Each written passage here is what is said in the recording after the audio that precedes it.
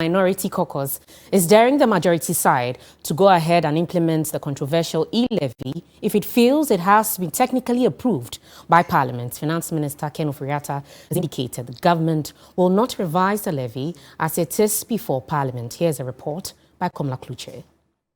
Never mind the disapproval and almost rejection of the E-Levy that government intends to impose on Ghanaians to rake in some 7 billion cedis to cushion up the economy.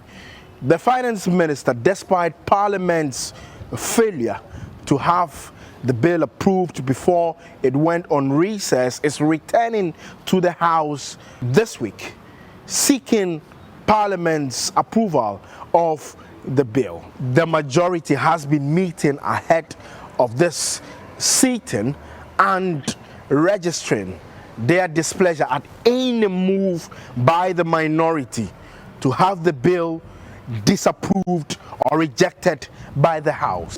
The first step has already been surmounted, and then the receivables from the E-Levy have been factored into the various estimates that we have approved for all the sectors.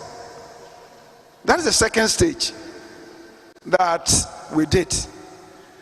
And then thirdly, when we encapsulated everything into the appropriations bill and passed the appropriations bill unanimously, what does it mean? You have approved of the E-Levy. The minority, however, is daring the majority to go ahead and implement the bill if they feel technically the E-Levy has been approved by the House. But if they say that technically it has been approved, then there is no need to bring any bill to Parliament. They should go ahead and start collection. So it is not true that the E-Levy has been approved. I think that the majority side usually try to find ways of throwing dust into the eyes of Ghanaians. This is the first time that issue of this nature is coming. When they brought a bill to amend the Income Tax Act, was that income tax not mentioned in the budgets?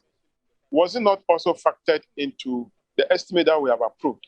But why did they bring a separate bill for the Income Tax Act to be amended so that it can give effect to the proposed new rate that they have talked about in the budget?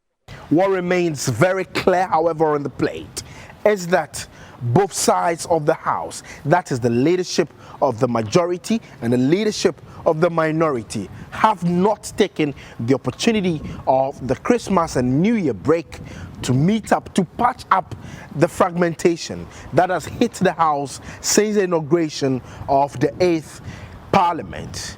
It, however, remains unclear how soon this will happen. Komla Kluche, TV3 News, Accra.